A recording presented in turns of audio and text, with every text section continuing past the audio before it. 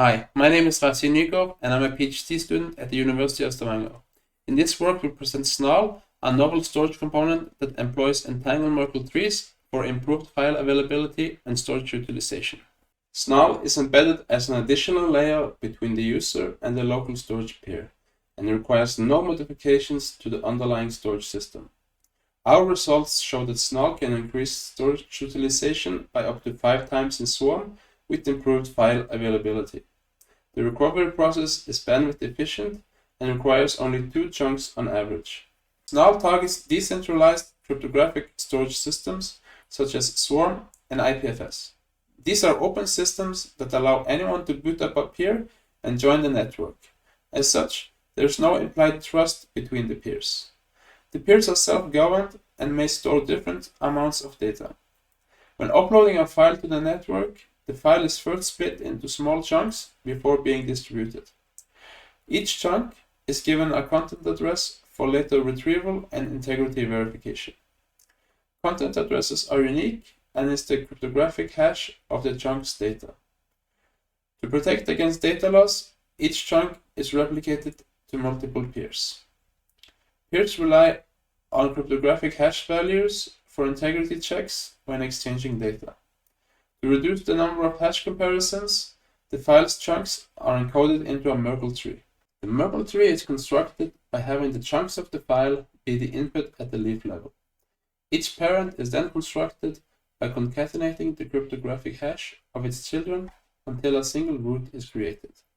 The parents thus contains pointers to their children. These pointers allow us to only remember the root's hash value.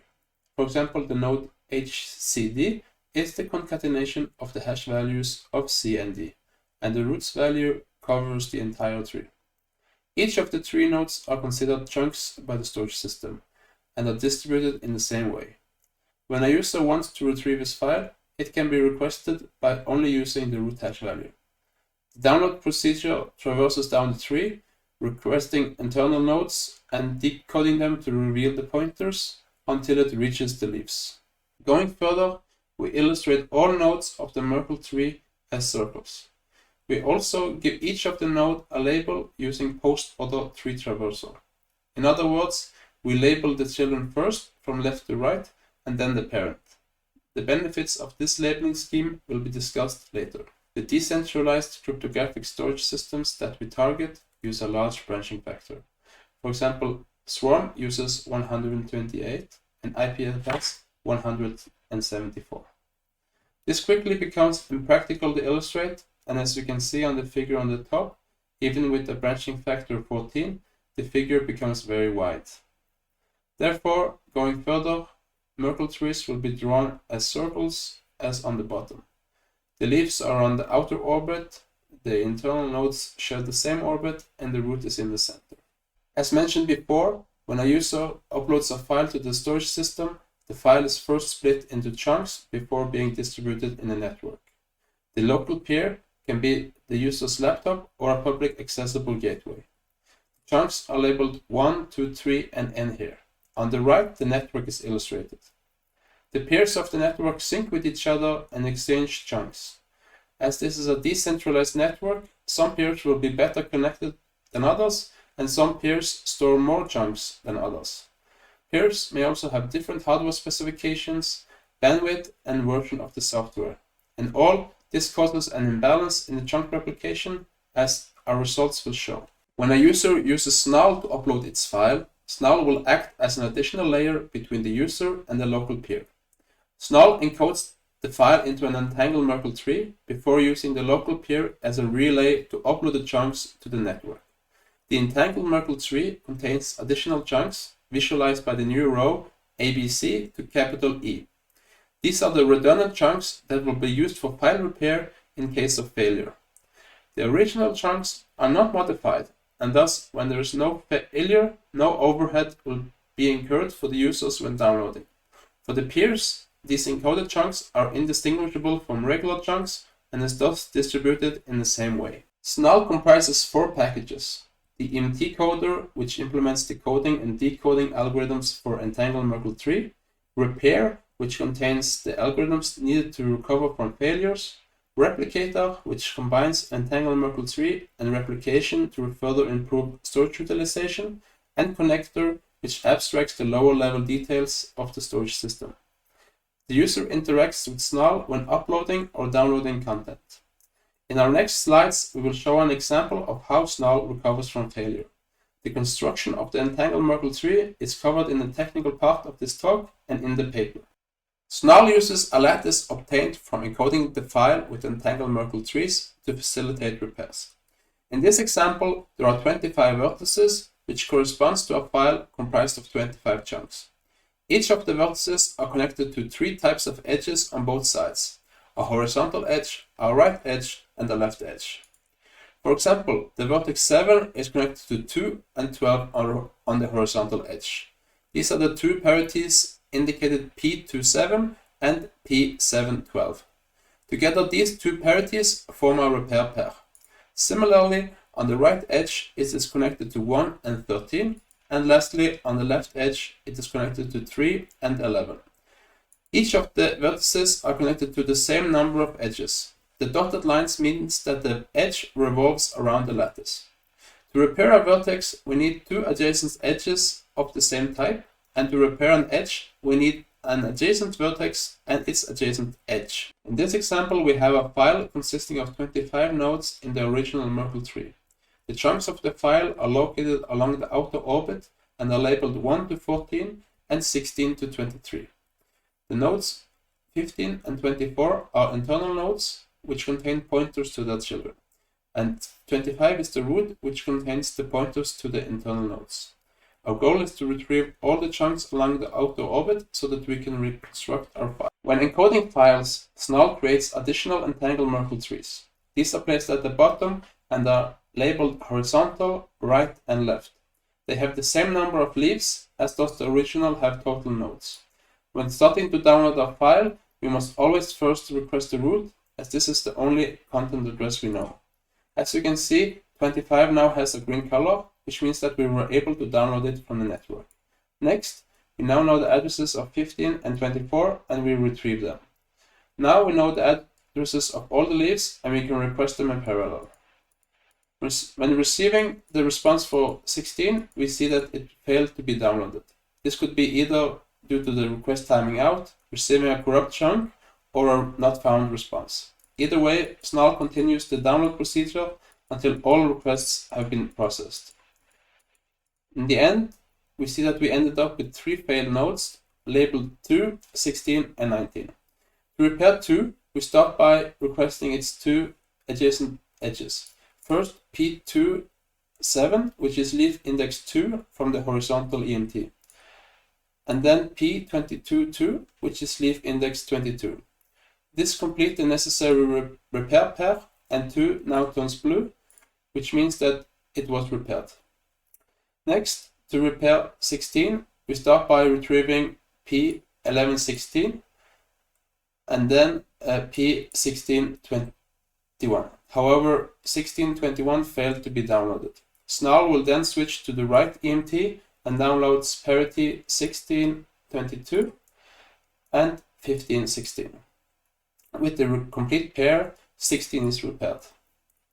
Finally, when repairing 19, all its adjacent edges from all 3 EMT failed to be downloaded. To recover from such a scenario, we must first repair one of the parity pairs. In this example, we request P244 and P914. Parity 914 is used with data 14 to repair 1419. Similarly, 24.4 is used with data 24 to repair 19 to 24. Now with the complete pair, 19 can be successfully repaired. With this, we have all the leaves, and thus the original file is reconstructed. In the technical details part of the presentation, I will describe how an Entangled Merkle tree is constructed, and I will show our experimental results obtained from evaluating Snarl. An Entangled Merkle tree is constructed from the original Merkle tree in a 3-step process. First the mapper, then the swapper, and finally the Entangler. I will describe each of these steps, starting with the last step, the Entangler, then the mapper, and finally the swapper. The entangler is based on alpha entanglement codes, or AE for short. Alpha entanglement creates redundancy by mixing new data blocks with old ones. For example, the parity Pij in the figure is the result of XORing the previous data parity tuple, which consists of Phi and Di. The process continues such that each successive parity contains a mix of more data elements than the previous. To later repair a data element, we can use two adjacent parities to create a parity-parity tuple. As you can see, data Dj is reconstructed by XORing Pij and Pjk. These data blocks and parities are placed in a lattice constructed with three parameters, alpha, s, and p. The parameter alpha specifies the number of parities created per data chunk and in how many strands each data chunk participates. The parameter p specifies the number of helical strands, and the parameter s specifies the number of horizontal strands. Thus, the total number of strands is given by alpha minus 1 times p plus s. Increasing s or p impacts positively on the structure's resilience without adding storage overhead. In Snarl, we create a separate lattice for each file, and when the end of the data stream is reached, we close the resulting lattice by replacing the first parities of each strand. In addition, each of the strand classes are placed in a separate Entangled Merkle tree. An example of a lattice can be seen in the right figure. This is created with alpha 3, s and p equal 5, which is the same configuration that we used for our evaluation. I have indicated the name of the revolving parities for data 5. For example, there is a parity between 5 and 6, similarly 10 and 11, and so on. As mentioned, we create a separate lattice for each file uploaded. And when closing the lattice, there is an additional set of parities created between the end and the beginning of the lattice. In this example, for data 5, there are parities created between 5 and 25 on the horizontal strand, 5 and 24 on the right strand, and 5 and 21 on the left strand. The order of which the entangler is fed data chunks determines the way the lattice unfolds. For example, data 1 in the lattice is the first data chunk fed to the entangler. As mentioned before, we have chosen to order the chunks according to post-order tree traversal. This means that the parent of data chunk 1 to 14 is data element 15 in the lattice, and the root is the last element. The 25 nodes of the original Merkle tree causes the entangler to create 25 parities of each strand type. These parities are placed as leaves in Entangled Merkle trees. The ordering of these parities is such that the parity's left connected vertex ID is its leaves index in the tree. For example, the parity between 25 and 5 is connected to 25 on the left side, and thus it's the 25th leaf in the horizontal EMT. Similarly, the parity between 5 and 10 is connected to 5 on the left side, and thus it's the 5th leaf in the horizontal EMT. By employing such strict ordering, we alleviate the need for an explicit metadata file with all the parities content addresses. The last step in preparing the input for the entangler is the swapper. The need of the swapper is best illustrated with a larger lattice. In this example, we have a Merkle tree with branching factor 128, 256 leaves, 2 internal nodes, and a root. When downloading a file, we always start from the root, 259 in this case. Next, we traverse down the tree through the internal nodes. Now, imagine the case where 129 is lost.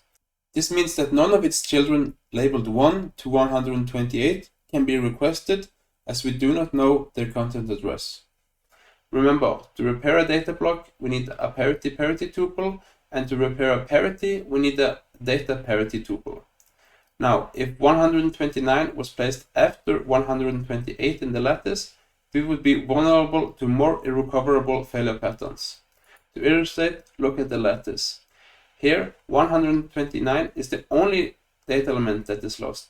In addition, 12 parities on the left side of 129 are lost. This is an irrecoverable failure pattern, as we cannot recover from this error since we cannot progress in downloading any of the needed data chunks. Therefore, none of the parities can be repaired. To remove these failure patterns and others, we make sure to not place internal nodes in the same lead window as any of its children. A lead window is defined as the interval it takes the helical strand to completely revolve around the cylinder axis. For a lattice with alpha 3, this is S times P vertices. For example, 1 to 25 is a lead window, 31 to 55 is another one, and so on. The swapping algorithm identifies the internal nodes and attempts to place them so that they do not share a lead window with any of their children. Since the branching factor of real-world storage system is much larger than the size of the lead window, we can avoid dealing with overlapping lead windows.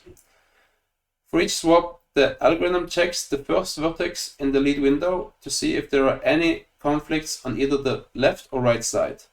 For example, swapping 129 and 26 would not make sense since all the vertices on both the left and right lead window are children of 129. However, swapping 129 and 176 makes sense since the lead window on the left of 176 is defined by vertices 151 to 175, and none of them are children of 129. Similarly, on the right, the lead window is defined by 181 to 205, and none of them are children either.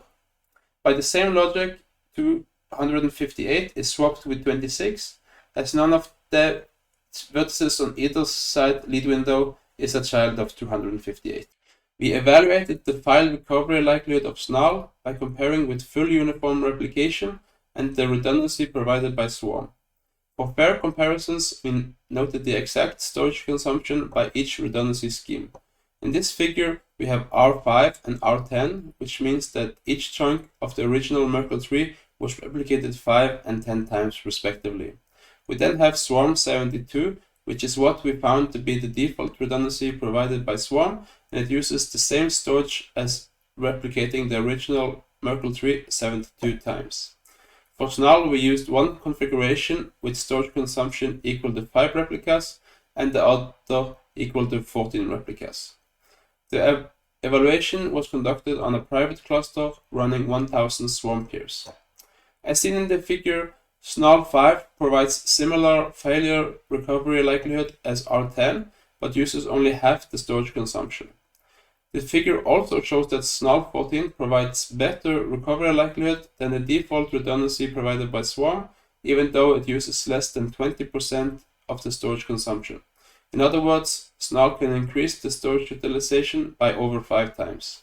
We evaluate the download overhead using a 1 MB file, which has 259 total chunks, and count how many additional chunks or parities were downloaded for various chunk loss rates. As expected, we found that Snarl does not download any parities when there are no failures. Whenever a failure is detected, only a low amount of parities are downloaded. As can be seen in the figure, the number of additional chunks increases linearly from 5 to 30% chunk loss rate. Between 35 to 40% chunk loss rate, only a few more chunks are downloaded on average. We observe this amortization effect since already downloaded parities can be used to repair lost data chunks.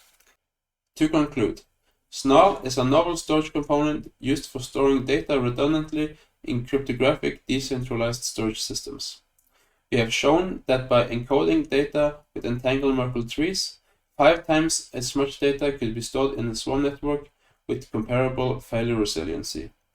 Snarl do not incur any download overhead in failure-free scenarios. File recovery requires only 2 parity chunks on average for each data loss. And with that, I want to thank you for listening. If you want to learn more about Snarl, we welcome you to read the paper for more details. The code is available at our GitHub repository if you want to try it out for yourself.